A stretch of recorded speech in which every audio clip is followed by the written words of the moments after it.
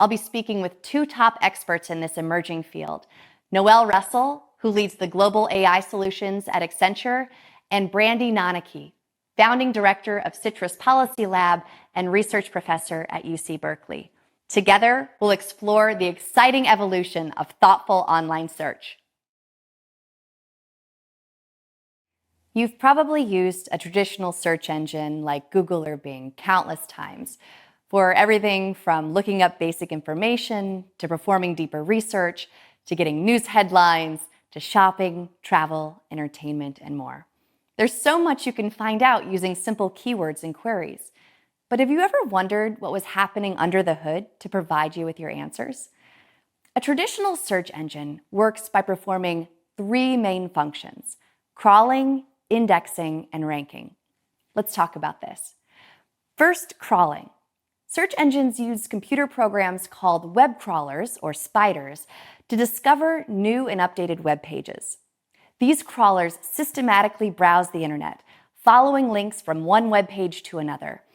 This process of crawling is continuous, and its goal is to keep the search engine's index up to date. Next, indexing. Indexing takes all the content found during the crawling process and stores and organizes it in a massive database called the search index. This is where a search engine keeps all web page information and also analyzes various factors like keywords, meta tags, headings, and links to understand the relevance and context of all of this data. Then there's ranking. Ranking is the process of providing the best, most relevant results in response to a query. That means each time you enter a query, the search engine's algorithm scans the search index to find the best web pages, and then it ranks those pages on a variety of factors, including relevance, popularity, authority, and more. These ranked results are then presented to the user with the most relevant and authoritative results first. The results page also often includes other content like FAQs, sponsored ads, plus more data like images, video, news, articles, maps, and more, depending on the search engine and the nature of the query. So here you can see my search engine query, parts of a grant proposal. It returns all of these useful resources. Most of them are web pages that I can access to read further about my query. This type of results return probably looks very familiar to you. Search engines have long been an easy, effective, free way for you to find all sorts of information. They offer comprehensive, wide-ranging access to countless topics. And because they prioritize the most relevant and accurate results, it's a great time saver. Many search engines also have advanced search options, like filters, suggestions, and search shortcuts, which let you refine your search for even better results. Now that we've reviewed how a search engine works, let's explore how a reasoning engine works, and then we'll be able to discuss them in relation to one another. A reasoning engine is a system that uses logic and inference methods to draw conclusions, make decisions, summarize information, or solve problems based on available data and knowledge. So a reasoning engine, it's in the title, right? You assume that it's making some rational thinking. It's reasoning from the inquiry that you're giving it, as compared to a search engine, which is more likely just to give you back a response to the direct information that you queried. There are many different types of reasoning engines, but here I'd like to talk about generative AI models like ChatGPT and Bing Chat. These systems process and understand human language. So when a user enters a query, the reasoning engine can provide a relevant and informative response using human-like speech. It's kind of like having a digital friend who can answer your questions, engage in discussions, and help you with various tasks. Let's talk just a bit about how this works. The GPT large language model that powers these reasoning engines was pre-trained on a massive amount of training data. This includes text and code from the internet, from books, articles, web pages, Wikipedia, and more.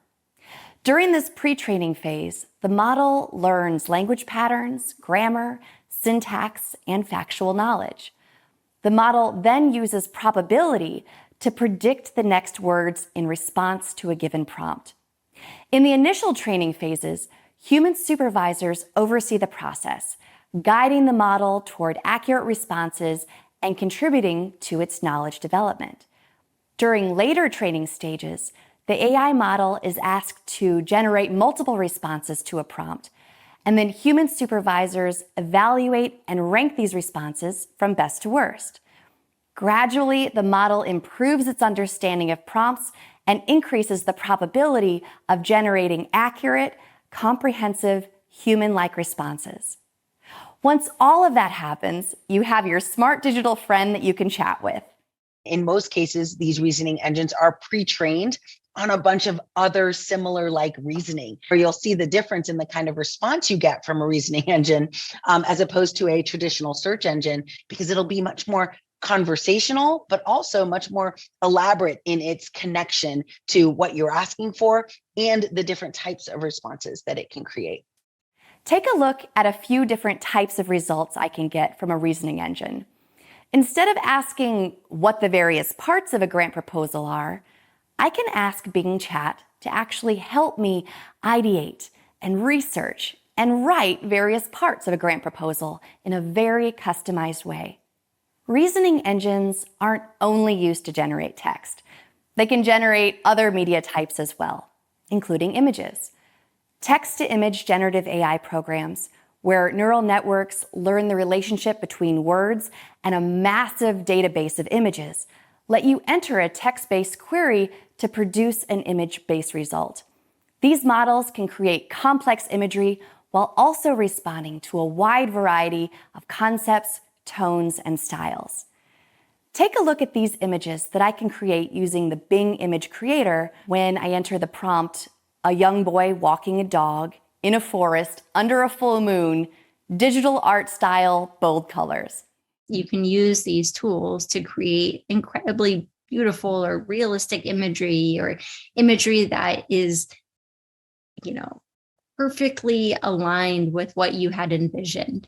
I think that that's a skill that artists can use to say, okay, if you want to use these tools, I have deep skills in being able to write prompts in a way that will actually get to that end product.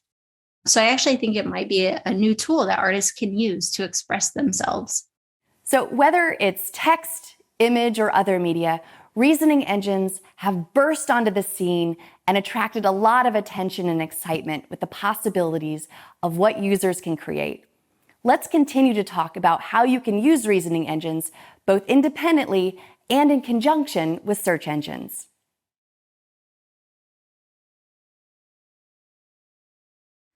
Let's talk about some of the pros and cons of reasoning engines versus search engines. We know that when you enter a query into a traditional search engine like Google or Bing, it searches through its vast index of web content and then provides you with a ranked list of web pages that contain relevant information. So it's a good resource to use when you'd like to read further about a subject across a collection of different sources, but not necessarily when you want to ask deeper questions. That's because a search engine doesn't truly understand your query. It just matches your keywords to relevant results. Traditional search is much more linear, right? There's a linear request being asked against a data set to bubble up anything that's remotely similar. There's often some level of ranking that's done to determine, how closely to your question did a answer get. And that's how that rank of, what's on page 1 of a search engine versus page 2. But very rarely does it actually think about what did you mean by what you asked. And this is often a frustration with us as users thinking about a search engine. I'm trying to find something and I will often be like, well, no, that's not what I meant to say. And I'll have to adjust it. A reasoning engine, on the other hand, is designed to understand and interpret human language, which allows it to engage in actual conversations with you. So instead of simply retrieving web pages for you to read and extract information, it provides you with direct, relevant responses and can also maintain context and understand the intent behind your questions. Reasoning engines take in a completely different perspective when you're asking it questions. So what we've seen in the evolution of something like a GPT, for example, is that when we start to ask it questions, rather than it linearly looking for a direct answer and ranking everything that's similar to our response, it now is taking in the context of that question related to each other, right? So maybe topics, locations, places. Sometimes, especially when you're first starting out, it may not be immediately obvious which one to use. But often, just by going through the motions of asking your question, you'll get a sense of which direction you should go. Honestly, the first thing I will do, sometimes just out of habit, I will go into a typical search engine. But almost immediately, as soon as I start typing, I'm like, maybe I should use a different engine for that. The main reason for doing that, though, is that often when I'm asking a question, I'm very rarely asking a pointed, very specific factual answer. I'm usually asking it for something that is more related to help me with this idea, help me create something, help me ideate. And if I do it in a traditional search engine, I will get examples that then have another step that I have to go into and actually find my answer, which creates more work. So with a reasoning engine, a lot of that is surfaced in a way that I don't have those extra steps. Makes that process much faster, but also just much more human friendly to the creative process. One thing to watch out for, however, is that even though it sometimes seems that reasoning engines are an all-knowing source of truth, that's not necessarily always the case. One caveat that I think is really important about these reasoning engines is that when they do produce content, it sounds incredibly convincing that that system has perfectly understood your query and it has given you back valid results. Consider that maybe it's not actually giving you the correct result. So everything it gives you at this point, you need to treat with a little bit of caution. Now, over time, those reasoning engines might actually get better and better and better, and they will be correct. One of the disadvantages of reasoning engines that I tend to think about often, and we've heard this term like hallucination, right? Like, can it be wrong? Now, I often also then think about the amount of things that have been wrong on a typical search engine, right? And that I think the difference, though, is because the reasoning engine is formatting its response, and that response is much more kind of human and natural language driven.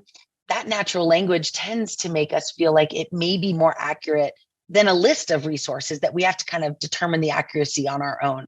So just be mindful of this. Whether you use a search engine, which provides that list of ranked web content, or a reasoning engine, which provides that human-like contextual response, it's up to you to dig deeper to verify and validate your results.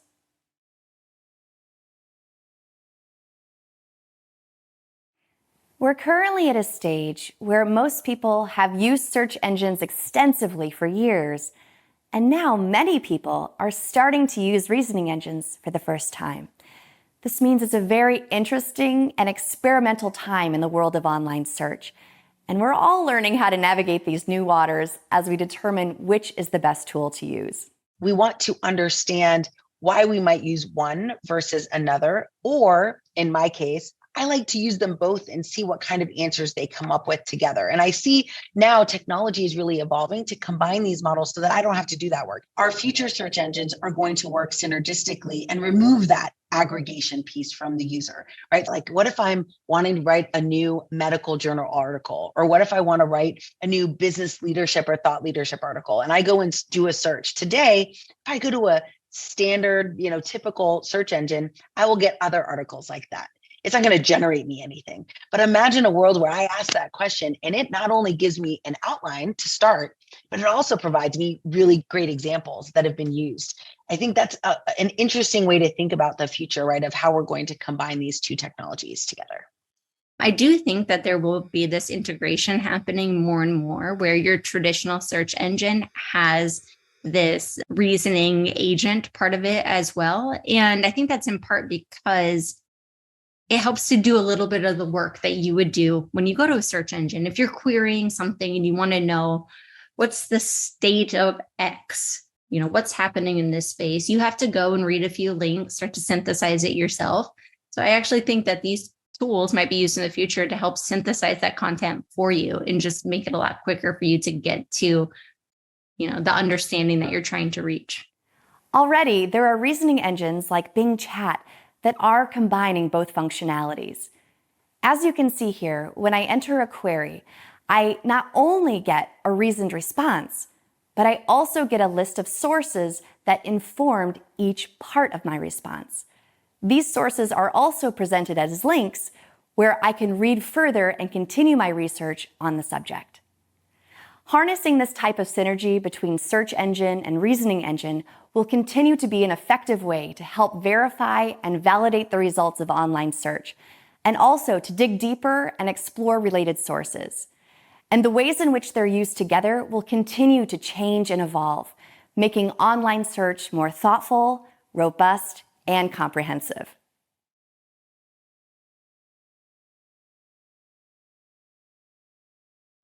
One of the most important skills to develop when working with reasoning engines is in the area of prompt engineering. There's truly an art to the way you craft your prompts when you query reasoning engines. Prompt engineering is the act of asking questions of one of these foundation models. So the first time you go in and you enter in a prompt, you can consider yourself a prompt engineer.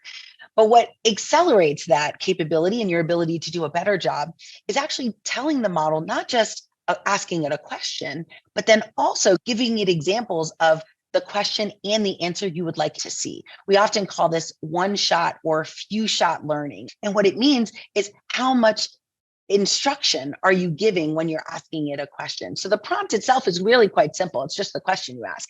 But the instructions that you provide to guide the answer, that is where true prompt engineering starts to kick in.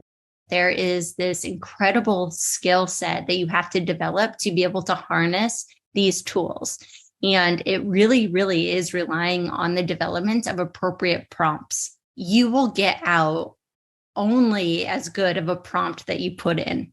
So it's almost like the great painters of the past were those who could wield the paintbrush. I think the greatest artists, maybe in the future, are those who can wield the prompt. Part of that tinkering in knowing, okay, well, this is the image it gave to me from this prompt. I really want to move it in this way. How do I manipulate the wording of the prompt to get it to give me that? And that is such an amazing skill set that people are developing. Now, let me tell you, this just takes practice. When I first started to enter prompts, I asked questions like I would ask a search engine, and I didn't get great results. It wasn't until I learned how to hone my language that I started getting the results I was after. And as I continued honing my prompt language, I started getting results that I didn't even know were possible. Take a look at the difference between this prompt, write a social media post about International Women's Day, and this one, write a cross-section of social media posts for Facebook, LinkedIn, and Twitter for International Women's Day. My business is a boutique video editing company, and I want to celebrate female film editors. Keep the tone celebratory, casual, fun, and optimistic. And then how about this prompt? An image of a red car, and this one, an image of a red car in a busy downtown area approaching a traffic jam. The car should be the only color in the image. The rest should be black and white. In each of these examples, additional details regarding content, context, tone, and aesthetic give me better results. Again, as you learn how your prompts impact the output you create, it's important to analyze the results for various factors, not just related to the content itself, but also to various quality standards. And if the results aren't up to your expectations, continue to hone the prompt. Look at the results and evaluate. Are these results accurate? Are they discriminatory in any way? Are they only presenting one political viewpoint?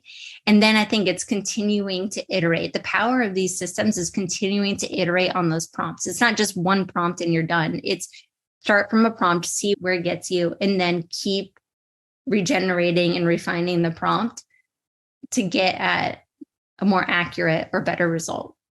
Here are some resources for you to start learning the art of prompt engineering. Don't be shy. Just start prompting, analyzing, and tweaking, and I promise you'll improve the way you query over time to generate some awesome results.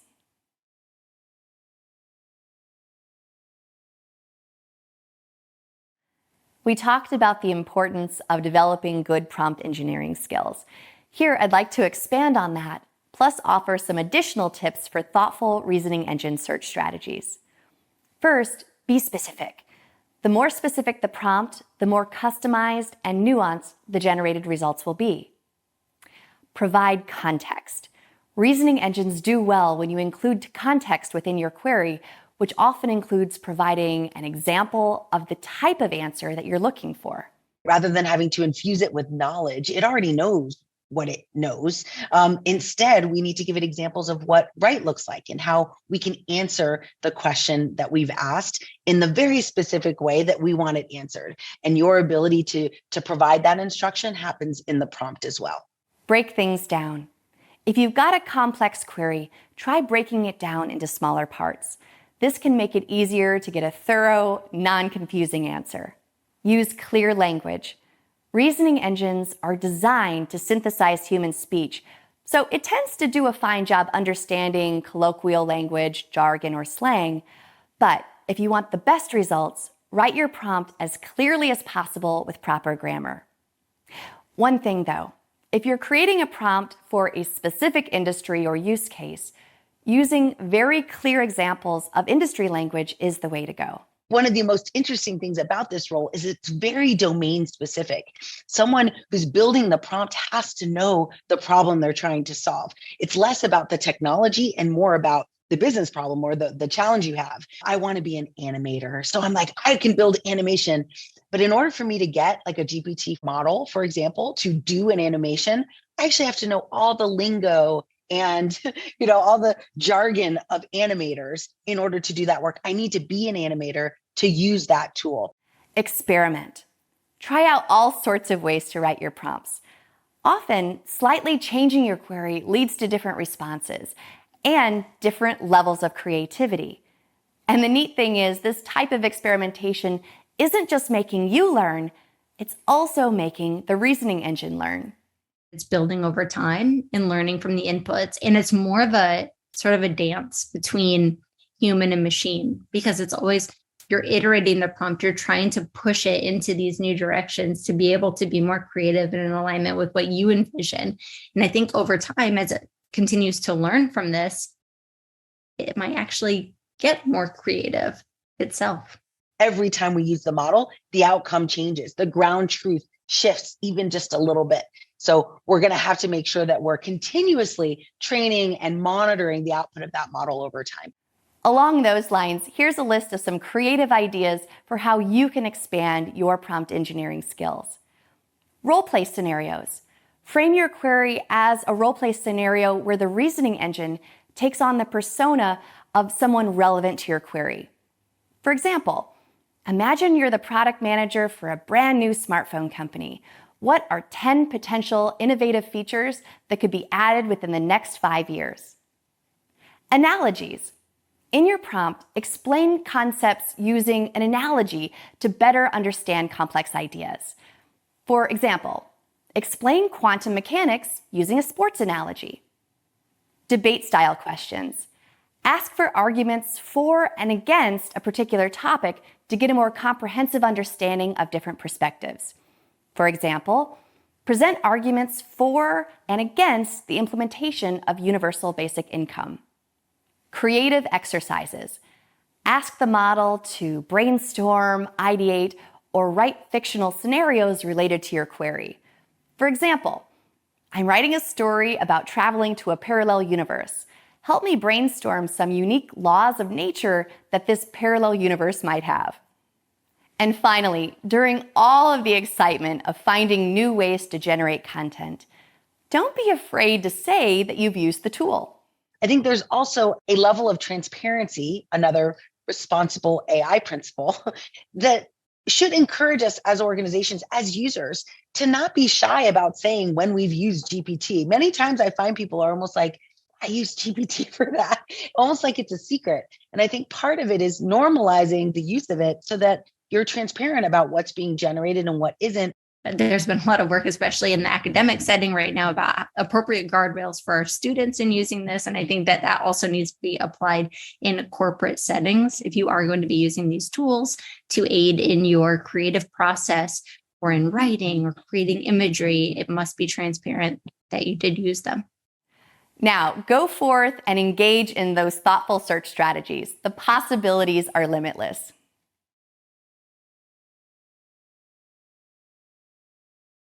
Thank you so much for joining me and Noelle and Brandy in this multifaceted discussion of the evolution of thoughtful online search.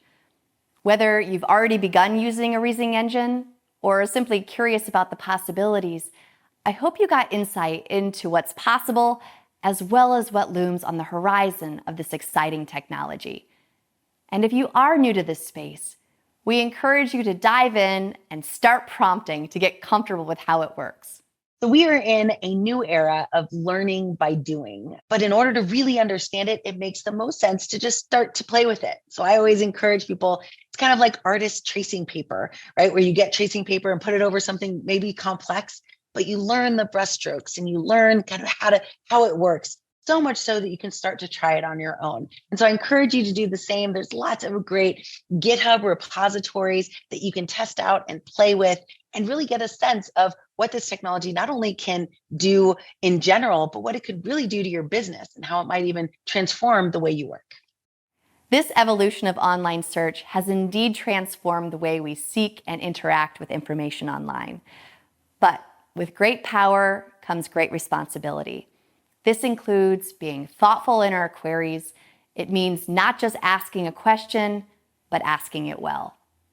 We've reached an age of not only finding answers, but about sparking meaningful conversations, fostering learning, and shaping the future of human-AI interaction.